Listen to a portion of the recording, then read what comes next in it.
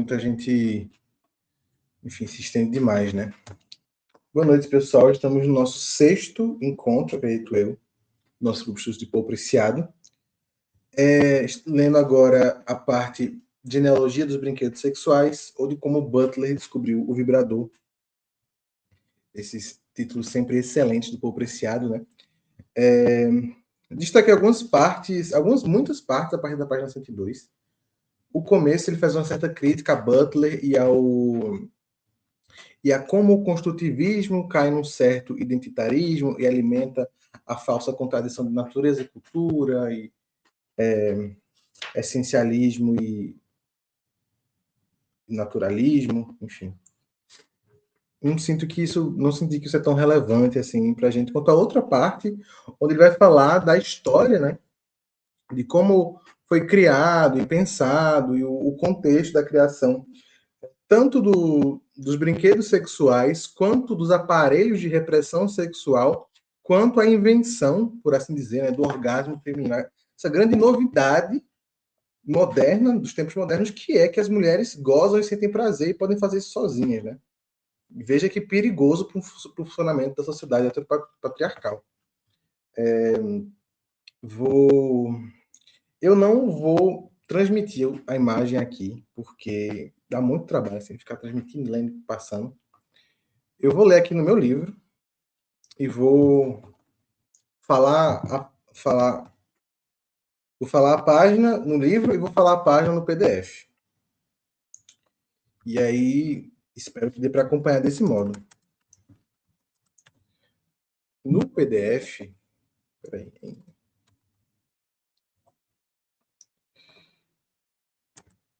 Um instante, estou procurando aqui qual é a página do PDF.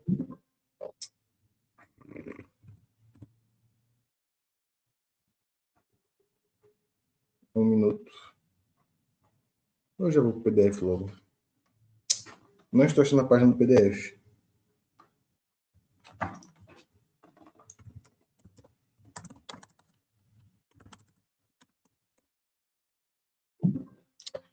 Enfim. Não sei qual é a página do PDF. No livro é a página 102. No PDF deve ser 90 e pouco, 80 e tantos. Que é essa parte onde ele começa a falar da Gayle Rubin. Em seu estudo sobre a relação entre os corpos e os objetos sexuais, Gayle Rubin, mais do que Foucault, aparece como uma figura iniciática. As memórias de Rubin sobre as origens da Samois, a primeira organização lésbica BDSM fundada em 1978 em São Francisco, mostram seu fascínio por algumas das fabricações extraordinárias de prazer e alguns dos instrumentos que participavam dos usos dessexualizados e desvirilizados dos corpos, aos quais Foucault havia se referido como admiração em diversas ocasiões. Rubin explica. Gayle Rubin é a autora do livro Políticas do Sexo, que tem 2 artigos fenomenais que todo mundo deveria ler, que é O Tráfico de Mulheres e o Pensando o Sexo, que são geniais, assim, leitura obrigatória, principalmente para quem é da psicanálise. E essa citação aqui é de uma entrevista dela com a Judith Butler, né? A Judith Butler entrevista ela, e é legal que ela critica um pouco a Judith Butler, né? Então mostra um pouco a posição de Preciado em relação à teoria queer da Judith Butler, né? Que ele faz um elogio e uma crítica ao mesmo tempo. Ele se posiciona e se aproxima um pouco mais da Gayle Rubin.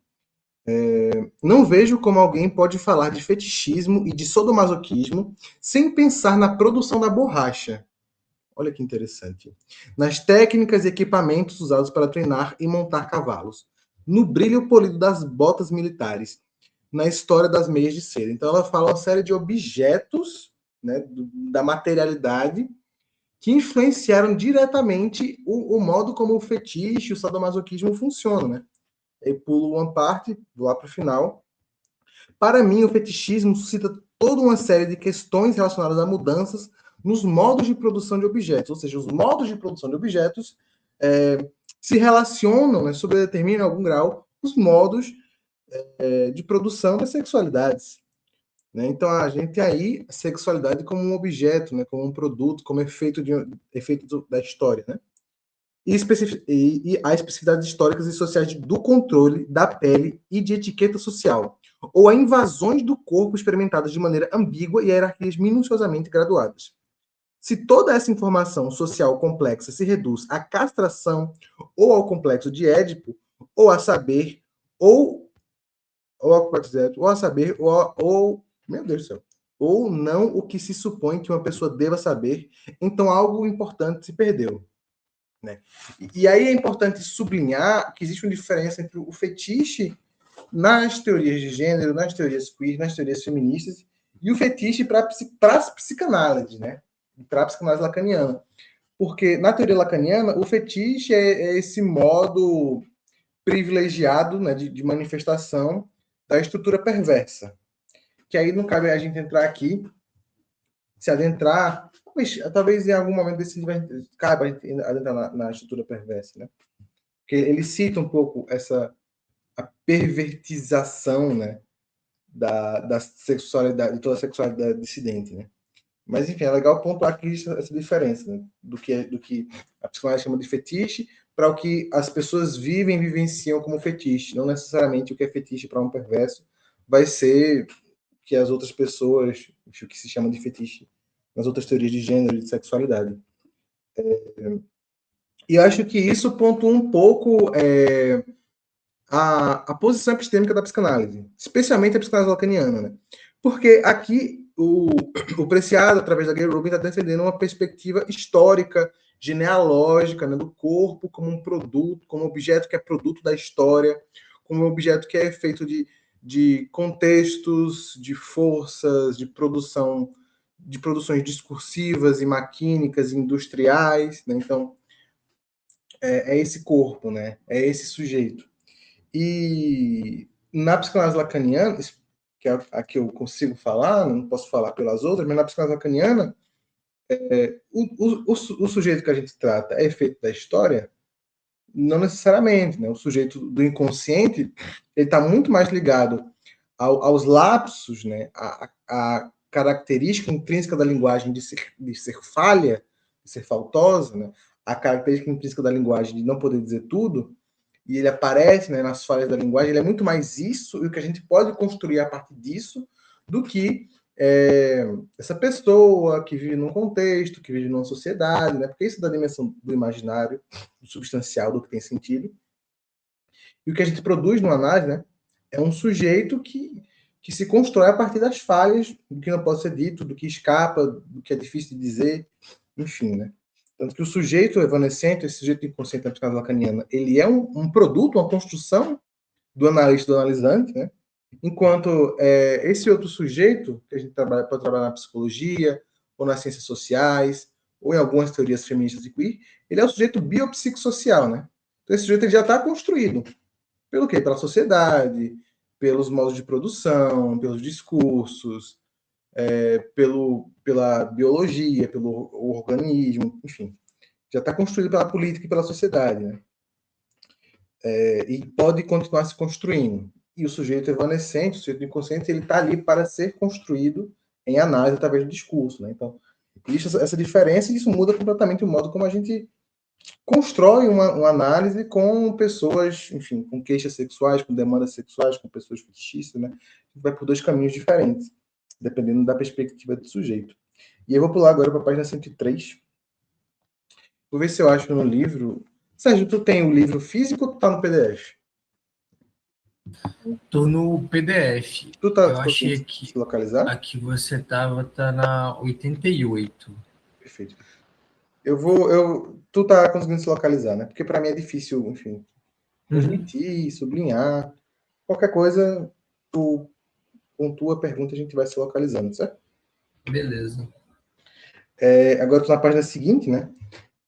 Deve ser a 89, deduzo eu. Gayle Rubin, aponta a possibilidade de considerar a sexualidade como parte de uma história mais ampla das tecnologias. Sexualidade é uma tecnologia, veja que interessante. Ele retoma a Teresa de Laurent, né? Que incluiria desde a história da produção dos objetos de consumo, motos, carros, a história da transformação das matérias-primas, seda, plástico, couro, etc., até a história do urbanismo, ruas, parques, zonas, estradas, etc. Trata-se, portanto, de repensar tanto o BDSM quanto o fetichismo, não mais como perversões marginais da sexualidade normal, que durante muito tempo foi pensado e até hoje é pensado, né? Sempre que eu, falando da minha experiência também, né? Sempre que eu faço qualquer vídeo sobre fetiche, sobre pornografia, que não seja criticando, dizendo que o fetiche mais desviante sexual é horroroso e que a pornografia faz mal para todo mundo e é um vício. Sempre que eu faço qualquer vídeo num tom de liberdade sexual, psicólogos, especialmente psicólogas, né? Curiosamente ou não, criticam bastante. Né? Pessoas já me xingaram por causa disso. Então, até hoje, um pouco, toda a sexualidade desviante no campo da sexologia, os psicólogos, os psis olham de um jeito muito conservador. Né? Perversões marginais da sexualidade normal dominante. E sim como elementos essenciais da produção moderna do corpo e da relação do corpo com objetos manufaturados. Né? Legal que ele fala, né, do BDSM e do fetichismo como elementos essenciais. Né? Elementos essenciais da produção moderna do corpo e da relação do corpo com os objetos manufaturados. Né? Então, marca esse sujeito atravessado por outro modo de fazer corpo, de fazer sexo. Né? Novas tecnologias no geral, produzem novas tecnologias sexuais. Né? E é uma perspectiva muito legal e muito melhor do que essa do existe o jeito certo de fazer sexo e todo jeito que foge disso aqui é perversão. Né? E aí cabe muito uma discussão extensa sobre a noção de transtorno sexual, né? Que eu quero trazer isso um pouco mais para frente. Acho que cabe muito a gente falar sobre perversão. Eu vou pensar como incluir isso a partir do próximo encontro, né? Para não estar pensar agora. E agora eu vou para a página 104, estava na 102, vou para a 104. Antes do título Atami, Tecnologias da Mão Masturbatória. A análise de certos... Peraí, deixa eu ver se estou gravando mesmo. Só um instante. Não está aparecendo aqui. Estou gravando, sim. No segundo parágrafo do livro, né? Página 104. Antes do título, Atami, Tecnologias da Mão Masturbatória. A análise de certos instrumentos e objetos produzidos durante o século XIX e início do século XX, como as luvas para impedir o contato da mão do clitóris ou os chamados vibradores musculares, mostrará que o prazer sexual feminino é resultado do trabalho de dois dispositivos opostos que operam de forma paralela desde fins do século XVIII até meados do século XIX. Por um lado, as técnicas relacionadas com a repressão da masturbação, por outro, as técnicas de cura da histeria. Nesse primeiro momento, ele vai falar dessas técnicas relacionadas à repressão da masturbação. Depois a gente vai discutir um pouco sobre a questão da histeria. Vou me limitar aqui a delinear esquematicamente uma possível genealogia da produção do orgasmo. Eu fiquei até curioso o que é que ele quis dizer com produção do orgasmo. Sabendo que seria possível conduzir uma análise similar sobre a ereção e a ejaculação masculinas, como resultado do encontro paradoxal entre as técnicas de repressão da masturbação e os tratamentos destinados à cura da impotência, da debilidade sexual e da homossexualidade. Então, ele está delimitando aí a proposta desse capítulo, que é pensar... Vou beber um pouco de água.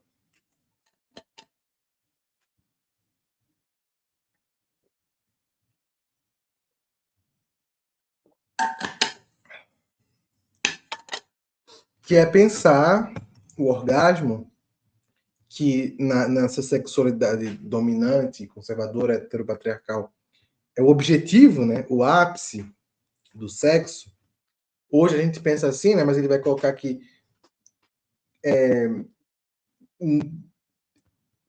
hegemonicamente talvez não se pense assim, ou não se pensava assim, né? Mas o orgasmo ele vai colocar nesse lugar, né? Como algo que foi produzido, não como algo que é do corpo biológico, essencialmente, por assim dizer. Ele foge desse essencialismo. É interessante a fuga do essencialismo biológico, né?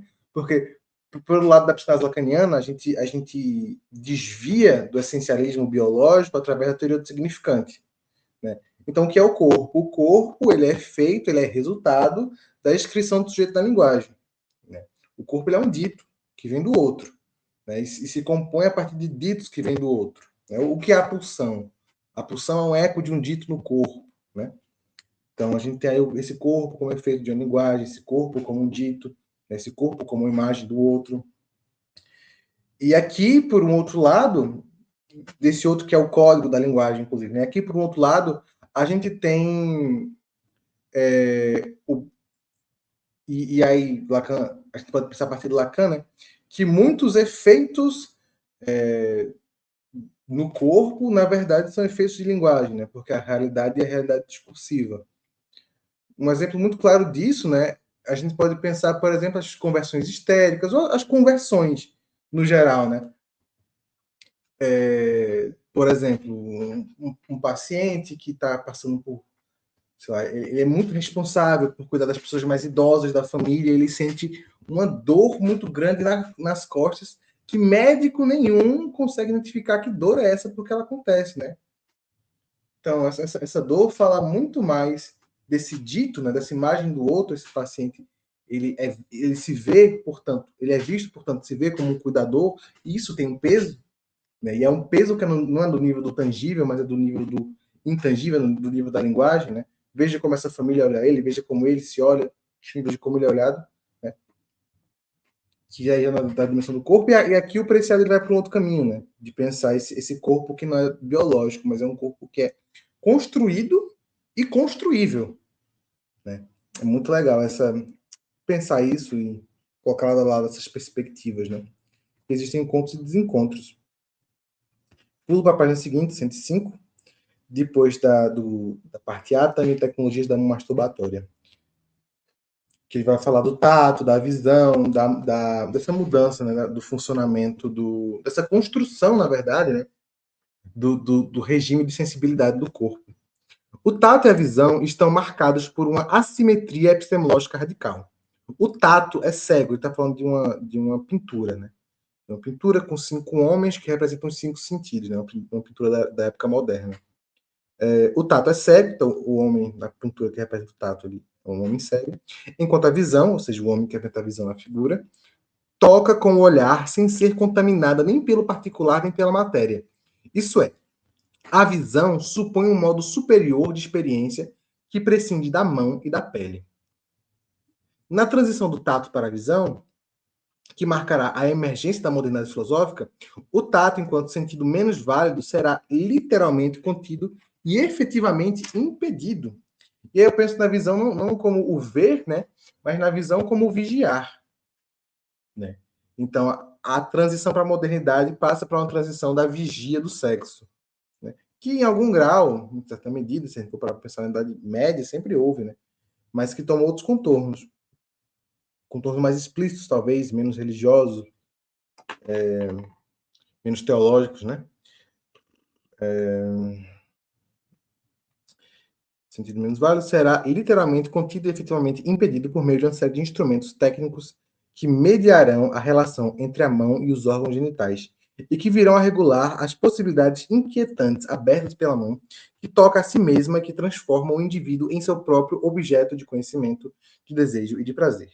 Por trás do problema da cegueira, que estrutura os debates sobre conhecimento e acessibilidade em Locke, Berkeley, Condillac, Buffon, Diderot e Voltaire, esconde-se a mão moderna do masturbador. Acho essa frase linda, né?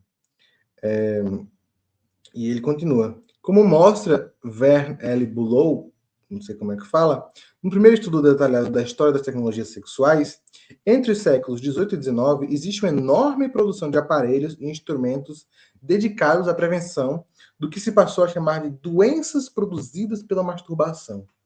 E acho que essa parte sobre masturbação é essencialmente importante para psicólogos, né? Para a gente, no geral, que se interessa por sexualidade, sexologia, o lugar, enfim, da masturbação no nosso contexto social, no regime de sensibilidade do corpo, né? Na moral.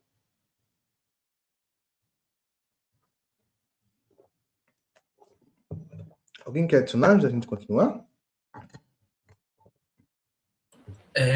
Eu acho interessante essa coisa dele colocar o orgasmo de uma forma histórica, né, e não biológica, porque isso ajuda a pensar até o que ele fala anteriormente de parodiar esse orgasmo, ou não é interpretar que ele usa, mas é um termo tipo assim, Porque se a gente toma como uma coisa biológica, inequívoca que existe ali, de fato não seria como, sei lá, brigar com a realidade, né? Mas na medida que ele coloca em termos de história esse orgasmo, então seria sim possível, né, em uma sociedade contrassexual, parodiar esse orgasmo, fazer um orgasmo artificialmente, assim, que não é uma coisa histórica, né? Não é uma coisa biológica. Acho interessante isso. Acho que faz mais sentido o que a gente estudou antes,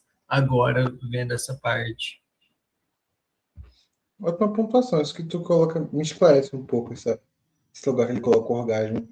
Porque tu falou agora, ficou um pouco mais claro para mim, porque tava pensando assim, como assim o orgasmo é uma invenção, né? Como assim uma invenção moderna? Porque eu tava nessa de tipo,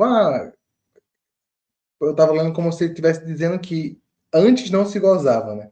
Antes não se chegava ao orgasmo. Mas acho que penso que o modo como a sexualidade funciona, a posição que a gente coloca o orgasmo na sexualidade, foi construído, né? O modo como a gente significa as sensações do corpo, em que lugar a gente coloca isso na sociedade, no sexo com outra pessoa, foi construído, né? E até a própria, parando para pensar, né, ele não fala nisso nesses termos, mas a própria descoberta do orgasmo, né? No sentido de que descobriu-se que a mulher, ele vai um pouco mais para frente, mas descobriu-se que a mulher pode chegar ao orgasmo, chegar ao ápice, a pessoa, o ser humano, né?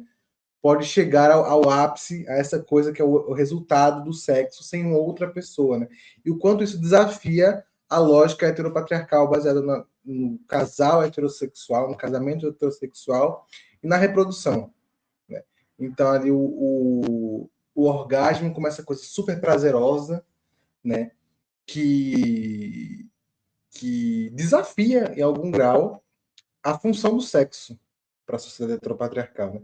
A função do sexo é reproduzir e fazer o casamento ali, né? E suscitar como é que chama? Retificar o casamento, né? Porque só pode transar depois do casamento. Segundo dizem, né? Mas enfim, os homens da época não faziam isso. A função do sexo é essa, mas tem essa outra coisa aqui da dimensão do sexual, da dimensão da genitália, né, que leva a um prazer que nessa relação do casal aqui é só um resíduo, né? Então, assim, esse desvio, né, do sexo, como isso foi sendo construído, né? E essa repressão sexual, nessa função de não fazer essa energia escoar para esse lugar do sexo solitário, mas retornar para esse lugar do sexo heteropatriarcal, né? Enfim, obrigado pela contribuição. Vou continuar aqui, estou na página 106, no livro físico. É apenas no século XVIII que a masturbação será construída médica e institucionalmente como uma doença. Uma das primeiras fontes da crença na insalubridade da masturbação será o tratado inglês anônimo Onania, The Renal Sin of Self-Pollution. Né? Então, onania, o pecado hediondo da automasturbação, né? Da autopoluição. Publicado na Holanda por volta de 1710, que apresenta a decadência moral e física, a qual leva o relato chama de abuso de si. Alguns anos depois, em 1760, né, 1760, o médico suíço Samuel Auguste Tissot publica L'Onanisme, dissertation sur les maladies produites por la masturbation. Eu aqui arranhando o francês. Né?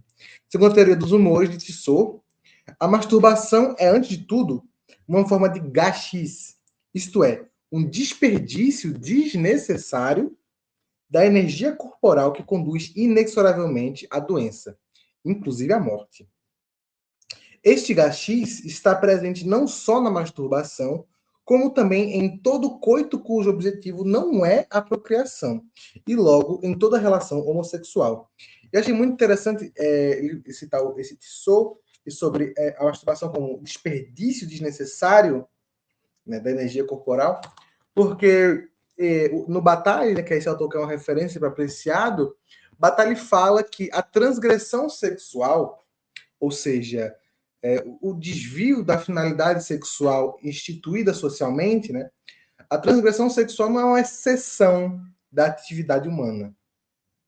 Essa coisa que ele vai chamar de erotismo não é uma exceção, né? Então não é que a atividade humana ela vem desse biológico e aí se constitui, e aí começa a ter esses desvios, e aí vem o fetiche, e aí vem isso e vem aquilo, né? Ele vai colocar que isso não é uma exceção, mas isso é justamente a essência da atividade humana, né? E que a interdição dessa essência, do erotismo, é um... Olá, Heloísa. Boa noite. Boa noite. Hoje estamos num grupo quase privado, né? 4 pessoas. Estou na página 106. Certo. Desculpa o atraso, gente. Tudo bem. Estava atendendo. Eu estou falando aqui de Bataille, né? O Preciado estava aqui num trecho falando do onanismo, né? Da masturbação e de como isso foi construído como uma doença pela medicina do século XVIII. E fala de um autor que fala que a masturbação, né, gera... eu vou reler aqui. A masturbação é, antes de tudo, uma forma de gastes, isto é, um desperdício desnecessário da energia corporal que conduz inexoravelmente à doença, inclusive à morte. Eu estou falando de Bataille, né? Para Bataille, a transgressão sexual não é uma exceção do funcionamento social e sexual, mas é justamente a essência do funcionamento social e sexual. E ele coloca que a interdição da transgressão nada mais é do que um artifício do humano de suscitar a transgressão, né? Porque eu só posso transgredir se eu for interditado, né? Então, o ser humano, ele surge, né? Essa transição da animalidade para a humanidade, ele surge como esse animal que é capaz do desperdício, né? Enquanto os outros animais, eles vivem com essa função limitada do instinto, o ser humano é esse animal capaz do desperdício, né? E a interdição surge para limitar, em algum grau, esse desperdício, essa transgressão, mas ao fazer essa limitação suscita uma maior transgressão. Que é o que a gente pode articular nesse texto, né? Quando ele vai falar que alguns dos brinquedos sexuais são paródias dos aparelhos de repressão sexual, né? São paródias dos objetos que eram utilizados para, enfim, cintos de castidade, afins, né?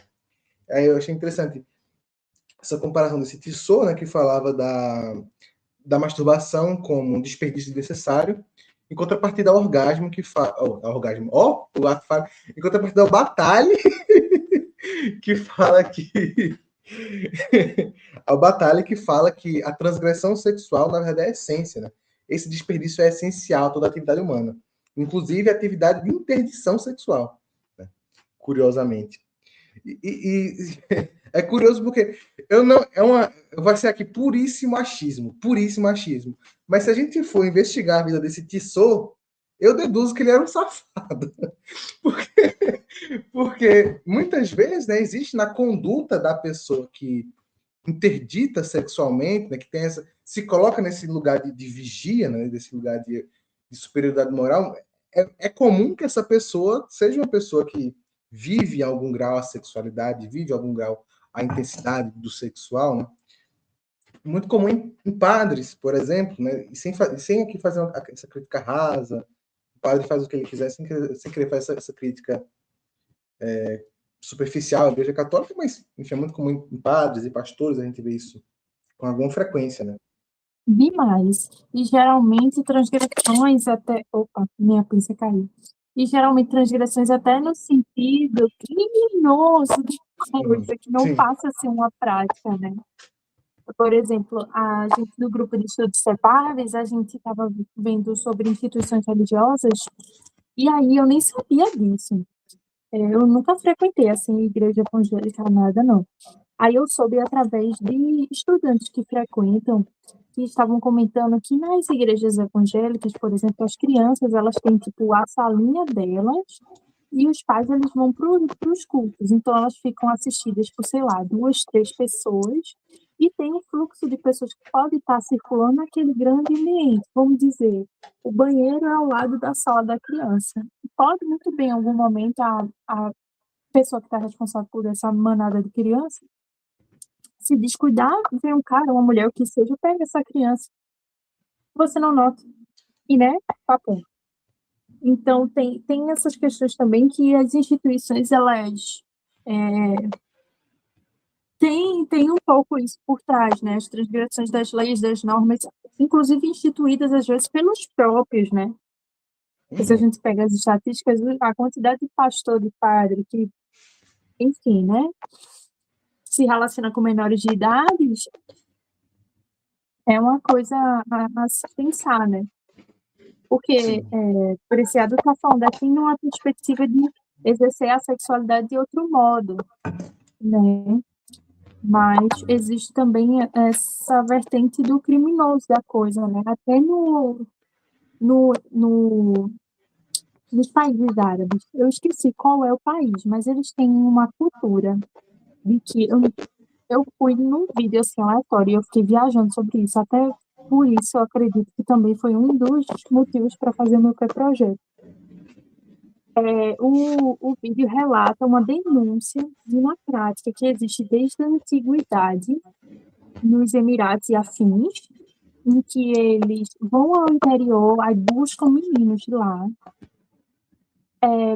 transgressionam os meninos, assim, às vezes com 6, 7 anos, vestem como mulheres, pedem para se portarem como mulheres, tem que dançar a dança do ventre, não sei o quê, com a promessa que aos 18 vai ter muita grana, ele vai poder casar com uma mulher muito rica, pagar o dote dela e viver super bem. Então, esses meninos vão com essa promessa que vai melhorar a qualidade de vida da família e tal, e, na verdade, o que acontece é que eles são explorados sexualmente, abusados sexualmente, quando completam 18 anos e param de ter o fetiche menor de idade, eles são postos para fora e eles ficam manchados socialmente, então eles não conseguem casamentos, empregos, nada disso. Eles ficam à margem da sociedade. Uma sociedade que se diz não homossexual, né? Inclusive sendo algo criminoso dentro deles. Olha que interessante. E interessante essa questão que você traz, né, da institucionalização do abuso sexual e do abuso sexual infantil, né? Vindo das instituições repressoras. Enfim, foi uma observação muito legal. Pois é, e geralmente aquelas que são mais moralistas, não é? É uma coisa que você fica inculcado, né? Pode falar, Sérgio. Eu vi esses dias um filme que chama Spotlight, que é um filme baseado na história real de quando noticiaram, né, nos jornais escândalos de abusos feitos pela igreja, assim. E aí assim, é assustador, porque se achava que era... E é o que a igreja sempre alegava, né, no contexto da época, né? Essa reportagem oficial foi nos anos 2000, né? Se falavam que eram casos isolados, né? Que eram desvios ali. E aí eles foram investigando e tipo assim, chegaram a um número que pelo menos em 6% dos conventos do mundo inteiro ocorriam abusos de menores, e esses abusos eram sistematicamente acobertados pela Igreja Católica, pelo Papa, enfim. É assustador, assim. Sim, uma coisa... Eu estava até participando do cartel, desculpa, Raul, te cortei, né? Não pode. Eu estava participando do cartel da minha professora Mariana, estou, na verdade, e aí a gente estava lendo um livro sobre as instituições. E era mais na vertente de como é que a psicanálise poderia se aplicabilizar nesses espaços, tá ligado? Mas a gente estava falando sobre a questão das normas, elas existirem para ter um controle daquele microecossistema, mas, ao mesmo tempo, a exceção de normas geralmente causa o excesso das transgressões, indo para o campo também criminoso, né? Então, a gente trazer isso para instituições religiosas é muito impactante, e realmente tem muito isso assim por debaixo dos panos, né? Até as questões também dos exorcismos mesmo, que as igrejas católicas fazem até hoje, né? E não é uma coisa bem falada. E muitas vezes não é um exorcismo, é uma psicose que não é tratada. Às vezes é uma neurose também adoecida, não necessariamente uma psicose em si. E aí, mesmo assim, essa moralização extrema faz com que o sujeito fique encapsulado mesmo, né? Eu vou retornar para o texto, porque esse assunto é muito denso e muito interessante, né? Apesar de ser angustiante de constatar que isso existe, né? E daria para a gente ficar aqui até o grupo da semana que vem conversando sobre isso. Eu vou pular agora para a página 110, para Sérgio, que está no PDF, é a página que tem as ilustrações sobre as cintas de castidade. Eu deduzo que está no PDF, né? Se não está, deveria estar.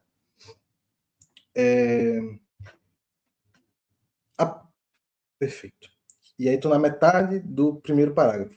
A pele parece trair a confidencialidade e a privacidade do corpo individual ao atuar como um tecido que permite a visualização e a exibição pública, ou então como um texto que permite a leitura dos atos sexuais do indivíduo, da masturbação à histeria, da homossexualidade à sífilis. Né? Então, ele estava falando aqui muito dessa questão, né, da repressão, da masturbação, dos objetos de repressão sexual, das cintas de castidade que impedem que a pessoa se toque, né? Que impedem quase qualquer estímulo às partes genitais, né? E o quanto é justamente a gente indo por esse caminho, né? Que ele está falando da produção do orgasmo, né? Então, o quanto pode-se pensar que essa repressão da sexualidade, do orgasmo, é o que produz, em algum grau, o orgasmo. Eu penso muito na questão da sífilis, né? Que eu vi uma frase, né, que não lembro qual foi a coisa, né, mas que com a sífilis foi impossível negar que as pessoas gays existiam, né, alguma coisa assim. Uma frase que pode ser lida como problemática para algumas pessoas, né, mas do quanto a interdição, né, como a Elza falou, o excesso de regras evidencia uma coisa que efetivamente existe, né, dá consistência a uma coisa que efetivamente existe, né? O quanto a interdição produz a transgressão e vice-versa, nessa relação dialética entre interdição e transgressão e como a sexualidade se produz a partir disso. E eu me lembrei do podcast, Raul, que eu te indiquei hoje. Porque o podcast é o seguinte, gente. É uma carta lida pela Tati Bernardi e o Christian Dunker, e aí eles vão fazer um sistema como se fosse uma supervisão. A ideia é para os estudantes de psicologia ou que estão em formação em psicanálise terem mais ou menos uma noção do que seria uma supervisão clínica. E aí eles pegaram uma carta de um rapaz, um jovem rapaz, que atualmente ele mora no exterior, mas morou muitos anos em uma cidade no interior. Não me lembro do estado, mas morou na cidade do interior, que era tudo muito, né, mão de ferro. E aí ele fala como para ele se perceber gay nesse contexto foi algo muito difícil. E ele fala como era prazeroso para ele transgredir as normas. Então, que ele ia para a pracinha e ele fala do cu, que o cu era muito bom, que ele gostava de penetrar, de não sei o que, não sei o que. Inclusive, faz uma coisa meio poética, assim, com a palavra cu. Muito interessante a carta dele, bem construída. E aí, quando ele chega à Europa, ele estava em um relacionamento aberto com outro rapaz, mas aí eles não conseguem manter a relação por X motivos e se separam. E aí ele pensa, massa, beleza, agora eu vou exercer plenamente aqui num lugar mais liberal a minha sexualidade. E aí ele começa a desenvolver defesas sobre isso. Então, ele chega, flerta com os caras, vai atrás, tal, investe, mas aí quando é na hora de transar, o pênis dele não fica ereto. Aí ele começa a achar que ele tá com problema de ereção, aí toma Viagra 2, 3 vezes, não surte efeito. E a tua cara esse caso. É tua cara esse caso. Quando eu escutei o meu Deus, Raul, corre aqui. Aí não sobe de jeito nenhum, e ele é angustiado, como assim? Eu gostava tanto daquilo e agora eu não gosto. E aí o Duncan, ele faz uma fala que meu Deus do céu, o mais, né? Aí ele fala assim, que no final das contas, talvez o campo do não permitido, não sendo possível, era onde ele gozava, era onde ele fantasiava. E agora que está no concreto da coisa, que ele não precisa mais fantasiar e transgredir, para de ser tão prazeroso. Por isso esse receio do cu e não conseguir ficar ereto e transar. Muito legal, muito legal. E acho que tudo que tu falou contribuiu com o que a gente estava discutindo antes de tu chegar sobre a produção do orgasmo, essa palavrinha, essa construção do preciado. Porque ele não estava falando que... Francês, né? No francês é muito louco, é pequena morte a tradução. Pra caralho, né? Na verdade, é orgasmo ou é gozo no que é pequena morte? Eita, agora eu não sei, mas eu acho que é orgasmo. Mas, enfim, tem essa coisa aí, né? A pequena morte. E dá também para discutir, dá para não tamanho que só porra, para discutir essa etimologia, né? Uhum. Eu vou ler mais um pouco para a gente. Só para bater a meta da leitura de hoje mesmo. E a gente discute um pouco mais abertamente aqui. Vou ler a página 111 e um pedaço da 112.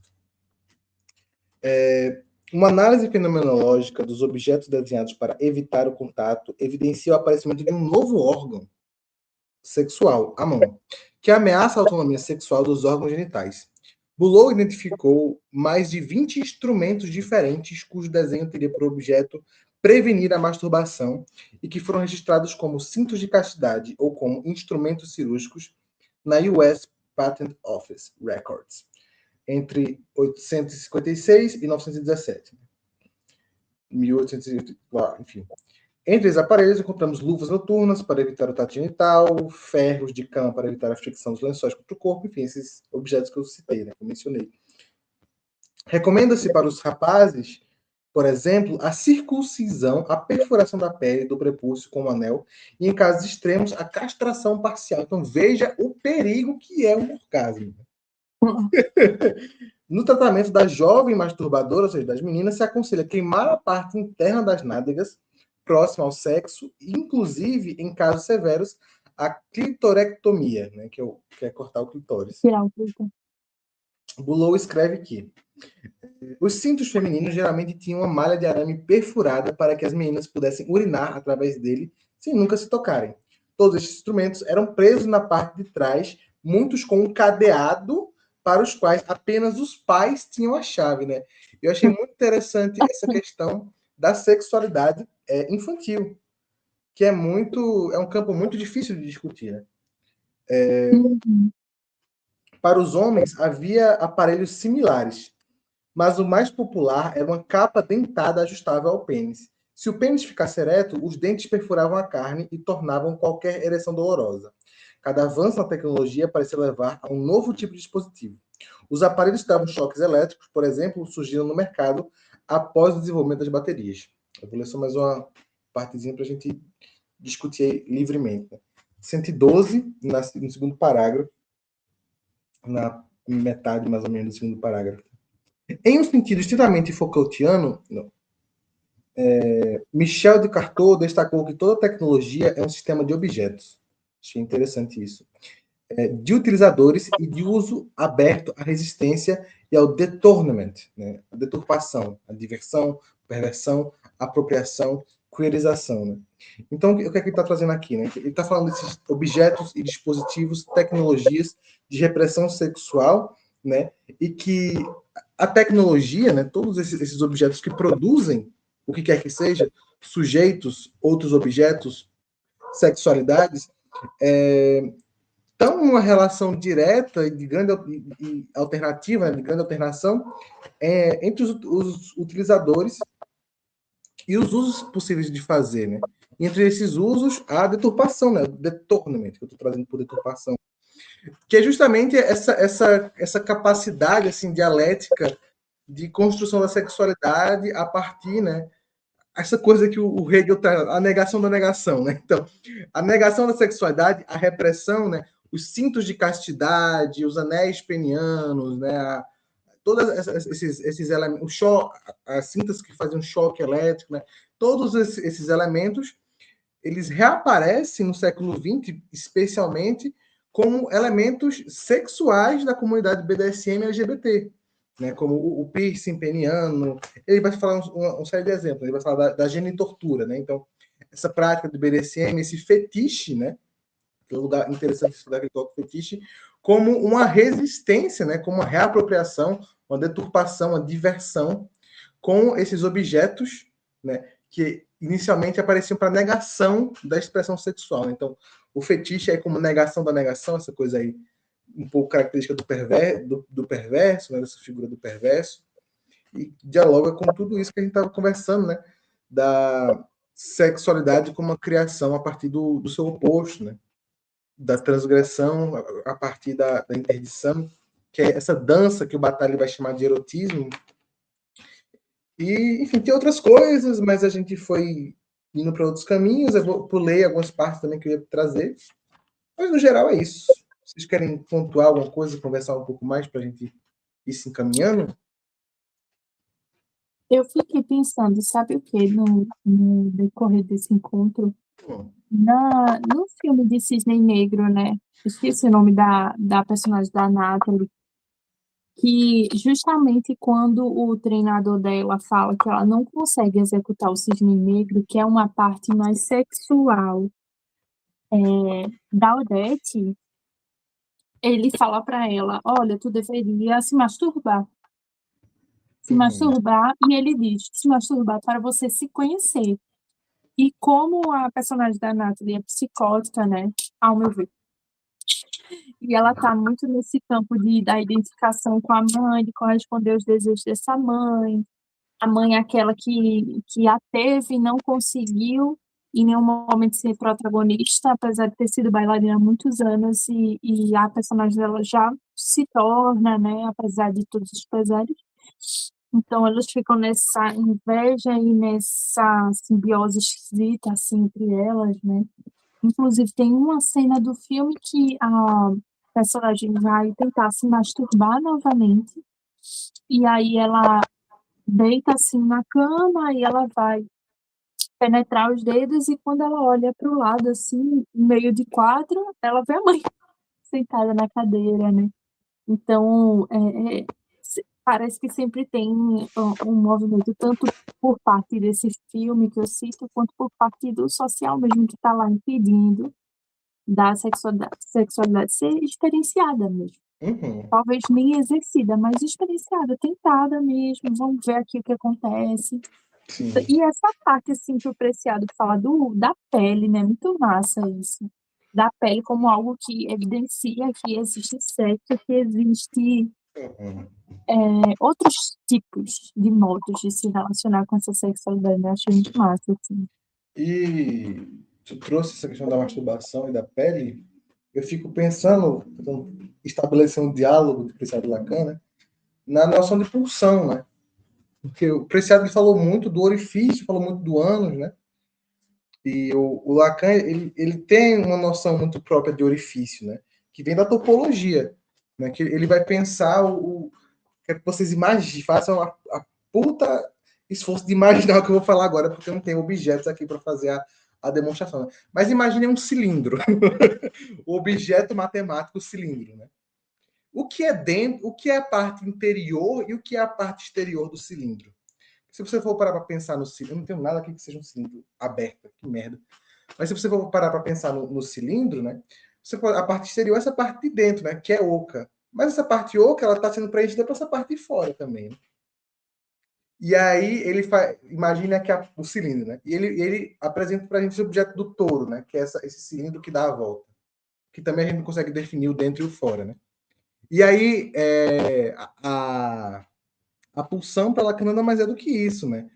Essa coisa, essa demanda do outro que fala em mim, que fala em meu corpo, que vem de fora e está em mim, sai de mim através desses orifícios, que não são os orifícios do organismo, né? Quando ele fala de boca, ele não está falando dessa boca física, mas dessa via de contato entre o dentro e o fora, que não permite diferenciar o dentro e o fora, né?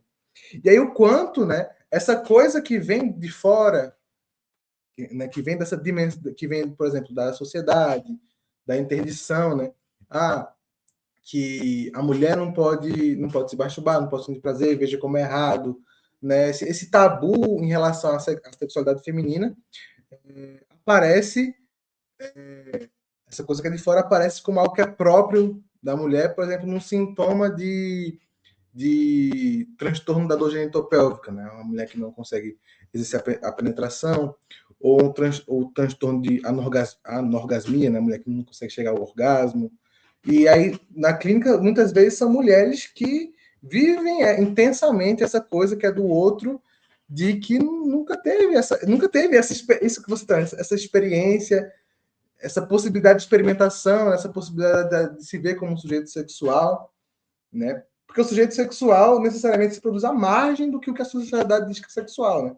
O sexual da sociedade é o menininho e a menininha juntos, né? O papai e a mamãe juntos para fazer um filho, e o sexo tem essa função e é essa, né? Tudo fora disso é absurdo, né?